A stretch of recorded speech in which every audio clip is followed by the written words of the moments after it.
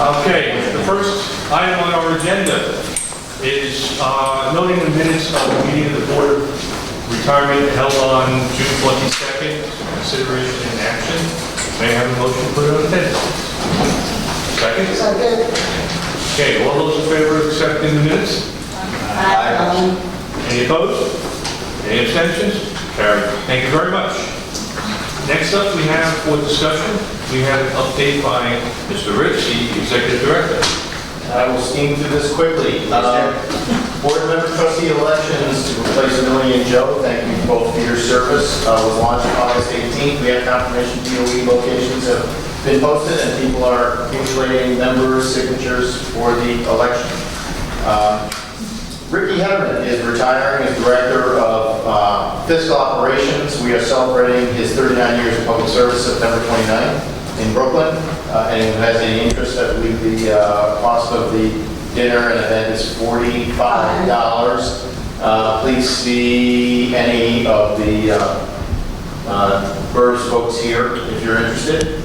Recalculation activity is proceeding at a pace for DC 37, and Daniel's going to give us an update on that.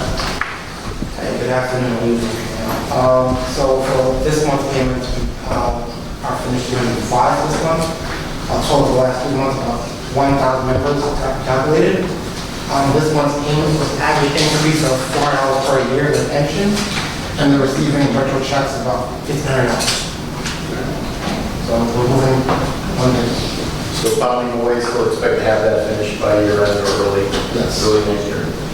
Membership services. Joe and a couple of other folks got a tour of our new kiosk system. We are restructuring that. Recall that I announced in Korea, now reports to me, we are adding staff and membership services. We're getting better data and increasing staff. And Maria, would you just like to give everyone an update on what's happening? Well, our members outreach, we are continuing with mailing those eligible to join the retirement system, the information that they need. We are getting some of those forms back. We are actually, that's why we need our increase of staff in our call center, because a lot of the people getting the packages are calling us to find out more information about the pension. So we need to have enough staff to dedicate the time that they need. We have the new iPads where members could log in and, we don't need that much. We want paperless, which is at least in the reception.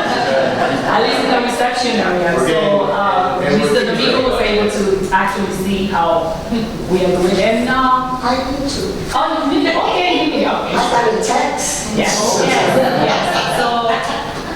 the feedback that we're getting from our members is great. They love the fact that, we get back to them and tell them we know you're waiting and we know how long they're waiting there. Great, thanks. Just anecdotally, I spent a lot of time at 65 Court Street where the PERS offices are, and whenever I get in the elevator, at least one person gets off on the 16th floor, and frequently people ask me where it is. So, Yeah. anecdotally, there's a little more traffic on the 16th floor than there used to be. Just to give you an update on recent staff changes, Daniel Miller has been appointed Deputy Executive Director. Congratulate him. His responsibilities are about broader after CPMS launches, but for all intents and purposes, his life is CPMS until it works. Martin Davis is back to the system, and he is Deputy Director of Operations, works with John. And he will be an important transition point for CPMS. He's spending a lot of his time supporting that effort. Michael Sohn's been brought in from, we stole him from Ray. Michael has been appointed Director of Administration and Policy. Sharon Coppola has been, it's not actually processed yet, but hired to backfill Alex, who's our acting general counsel and permanent position as a lawyer. We've experienced some departures and retirements. Currently have 5 openings of the authorized headcount of 86. There's an outstanding Deputy Director IT posting, which we will be filling the next month or two, and expect to post Ricky Hedderman's position, Director of Fiscal Operations, in the next few days. I would tell you that the leadership team for BERS is pretty much in place, working well together, and the board has a number of potential future executive directors to choose from. If I step in front of the wrong Freightliner, so. We'll have to attend that meeting again. I can't escape the meeting. It's like being in that Japanese forest where people go to commit suicide, that's that meeting. That's The it. longest 8 hours of That's it. it for me, Joe. Guess you'll never get back. I'll never get back. That's it. Thank you. Thank you, Tim. Next is CPMS update. Daniel? Currently, we are in our user testing phase of the project. That began in July, our second month of that. It's going to go to February. This is kind of our last big chunk of the project. It's been fully designed, now we're testing it as it works as it was designed. So it's a very complicated part of the project. It's going okay so far. Our work remains with it, as far as we're on track, which we'll note here. That's where we are now. One issue that's popped up that I've had a lot of things about is our office renovation. Myself and the project team have some concerns on the impacts they have on timeline with the construction that we will be going on in the office. So I'm concerned with Sandy, so with project management. So we have to bring it to you guys, let you guys know it could be a risky project and on time. And I just wanted the trustees to know, I'm fairly confident that we'll manage to do that. We're spending a lot of time focused on it. But if it does cause a delay, it'll be on me. What does the risk mean? Like what?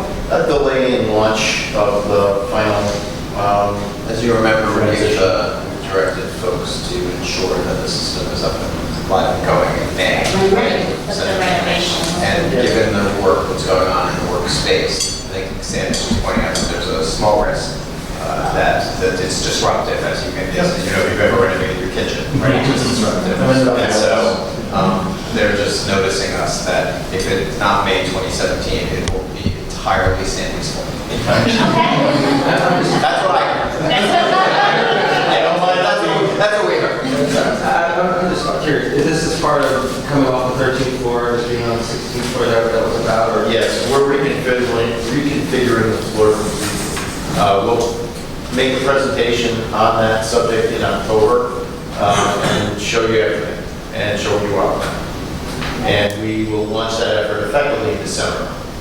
So you have a floor plan at this point? We have a completed floor plan. We have furniture set up. We're finalizing the underlying technologies such as running wires, possibly replacing the phone system, and making sure we have all the contractors arranged to handle the project. With member sit and the phone system, the top priority as well. Yes, actually, That phone system is. you'll get more. And I guess one thing I would say is that the impetus for this was the untimely eviction by the New York City Department of Education from the 13th floor of the BERS folks, as directed by me. But a reorientation of that space on 16 was probably long overdue, and an updating of just everything anyway. This is a nice impetus for Well, in it. that case, if it was ordered by Frank, Ordered directly by and person. now there's a disruption in CPMS. That's right. Shouldn't be. Then share it. I would definitely not say that. Yeah, exactly. I would definitely not agree with that. What happened? Sandy is on the record. Okay. Thank you. Okay. Next up, calendar items, 2 through 13. Sandy, these calendar items are normal. The next item, normal course of business. Yes. Yeah. May I have a motion for that table? Second? All those in favor? Any opposed? Any abstentions? Thank you. Okay, calendar item 19, assessment of investments in domestic privately operated prison companies. May I have a motion put it on the table? So moved. Second? Okay, for discussion.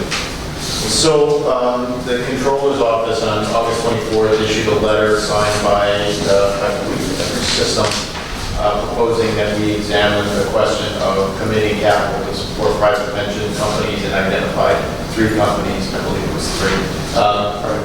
Private prison companies, I'm sorry. And that is a result of the federal government's announcement that they will be withdrawing prisoners from these institutions.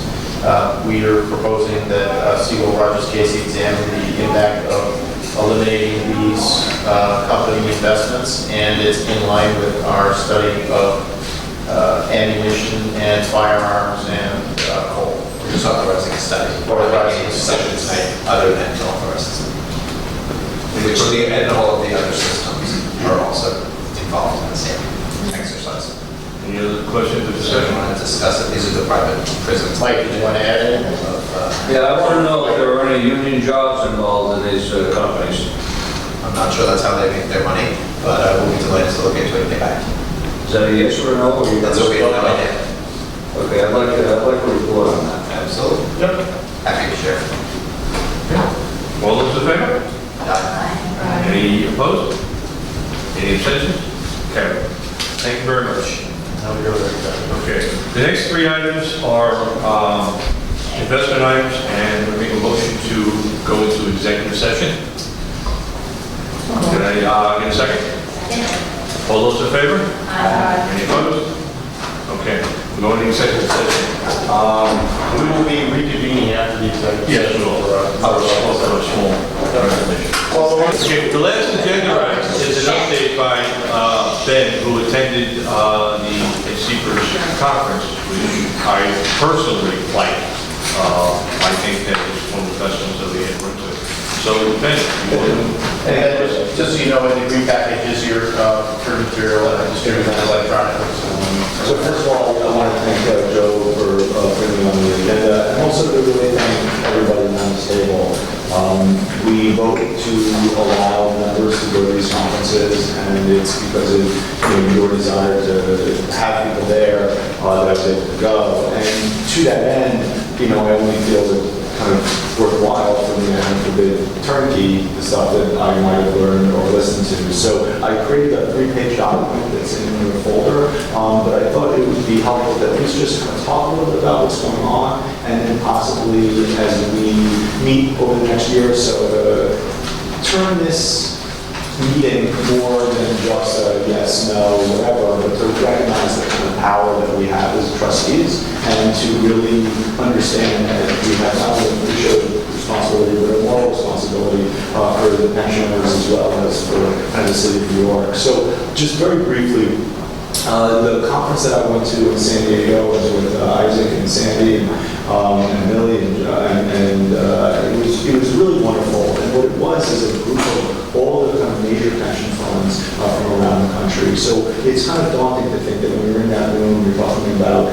$2-3 trillion are being handled. But of course, the folks that are handling it are, folks like me, who don't necessarily have, an economic background or have the experience to make those decisions. So there were a lot of classes, and I think that what they started off with is something that we should probably recognize, is that public pension funds are under attack. They're under attack from the press, from politicians, from everybody that wants to get a hand on it. And we are really lucky, not only because we have Ray and Sandy, but also a mayor and a governor and an assembly and a senate that actually funds this stuff. There are states that have pension funds that are almost bankrupt. And then you have these, strong union workers who've been working for 30 years with the idea that they were going to have a pension, and that money doesn't exist. And that is kind of behooves us as trustees to really make sure that we continue that fight, that if the pension funds are being attacked, one pension fund being attacked is an attack on all of us. And so you've heard story after story of pension funds that were in trouble. And it's very easy. Imagine you're a politician and there's a pot of $5 billion and you need to build a road. So you build the road, right? And so you take that money, and what's happening is that the pension funds are being thought of as cash cows for politicians in states and cities and whatever. And we should be really acknowledging both that right now we're in good shape, but we might not always be, and we should really care about that. The other thing in terms of the classes is that there's a big push to go into non-traditional investment, which is exactly what we were about to do with those 3 votes, is that there's this sense that the markets are going to return 3 to 5%. But we promise our people 7 to 10% in all sorts of things. So if you have a TRS, TEA, I get an automatic 8.25, teachers get an automatic 7. Well, someone's going to make that money. And if you're just investing in an S&P 500, that might not happen. So there's been a real push to look at more what are they call non-traditional investments. However, the flip side, of course, is they're dangerous. And that we need to make sure that we as trustees are questioning our advisors, questioning our lawyers, questioning the CIO to make sure that we're investing correctly. Because what we've then also heard were stories of pension funds that did not and lost millions and millions of dollars, and a firefighter from Kalamazoo now doesn't have a pension. So those are the kinds of things that were really helpful. The other one is that, especially in California, trustees are starting to be much more active and are active and legally are allowed to. So for instance, California is a good example. At the turn of the century, they voted to get out of tobacco. And the argument was, tobacco kills people, we don't want to kill our pensioners, so let's not invest. Pretty simple. The problem is that by leaving tobacco, the pension fund lost about $3 billion over the aggregate of 10 years, and so they got sued. But what was amazing was they said, hey, look, we had an investment idea, which was we don't want to kill our own members, we don't want to invest in stuff that kills our members, so we made that decision. And what they found was that that's totally okay. So that yes, we do have a fiduciary responsibility to our pensioners, but we also have a broad decision of what that means, as long as, and this is important, in our investment strategy, we stipulated way before we make those decisions. So if we believe that private prisons are bad things, which I will say I do, we could have an investment strategy that says things like that, or guns or whatever, but that for years, pension funds were very scared of making that decision, but California is now really leading the way, and they also lead the way because they have the most money. Just the 2 public pension funds in California alone are $860 billion. So if you add us with that, or no, sorry, 600, you add us, it's almost $1 trillion, just New York and California. So you can really make a lot of change. New York City. New York State, California teachers, and California regular state workers, those 4 systems combined to almost $1 trillion. And so it's really kind of amazing. And I go through it, I don't want to kind of waste your time with that. But to be on the lookout that we're going to be asked to do a lot more non-traditional stuff, that politicians are trying to get their hands on money, we got to be careful. That we also can be very clear about what we believe in, and as long as we're clear about that, we can invest accordingly. And we should also be really thankful that New York City and New York State is actually funding us. The last thing, and this is probably the most interesting, and something that we don't have to talk about now because I know we want to get sandwiches and then go on stage, is that often, and Sandy and Ray can talk to this, when we go to the combined investment meetings, we're the one pension fund that doesn't show up. And we don't show up for a very specific reason, which is we have day jobs. So as pension fund trustees, we are on it because by definition as board of ed members, we go. If you're a trustee of the TRS, that's actually your job. And so they had the people that are TRS members, that they're teachers, but then they're removed from their school, and then their entire day is spent doing the kind of wonderful work that you were talking about, which was talking to the membership and doing that. And so BERS, with all due respect to BERS, is in essence antiquated, and in the sense of how it compares to all the other pension funds. So when you look at their membership, they have people that are relieved with kind of duty in order to help and support their members. And so it's just something to think about if and when we ever want to contemplate being kind of more like our brothers and sisters in the other pension funds. They have people that go out to their trustees. And that's something that is unfortunate because, I mean, Joe and Millie represent great and hardworking folks, and yet, we don't necessarily have people that are spending a lot of time going to them. And so I think that, what we can do to support Sandy in terms of figuring out ways to get to the pensioners, get to people who are in service, and remind them of certain things. I mean, TRS has just a ton of people that do that. And then the last thing too is that, even the idea of figuring out ways to bring us to some of these meetings. A lot of these other pension funds would have either stipends for people who are trustees who go to meetings or whatever. So it's kind of sad, like this morning, I mean, it was fascinating. You had, a bunch of billionaires in Dick Gephardt, which is a whole other story, telling us about how we should invest $3 billion, and around the table, or the other trustees, and we're not there, and rightfully so, we all have day jobs. But to figure out ways that can help support us as trustees to be active in these investment decisions is something that I think we should kind of have a conversation about, because we really are so different than all the other pension funds, not only in New York, but all the ones that I've talked to around the country. So that's just kind of a long-winded response of, read the 3 pages if you have time or want to. If not, don't worry about it. But I really do appreciate being sent there because, in my, let's just say, radical socialist background, I would say that we have an incredible opportunity to help support not only the people of New York City, but this country with the power that comes with having billions and billions and billions of dollars at our fingertips. And that for so long, we don't do that, and for lots of reasons. But there's starting to be an understanding that we can do it. And just, lastly, for those of you who were around in the 70s and who's not, the unions and the pension funds saved the city. They were going to go bankrupt, and they just opened up their coffers, and they fixed it. And it's amazing. And so there are things that we could do.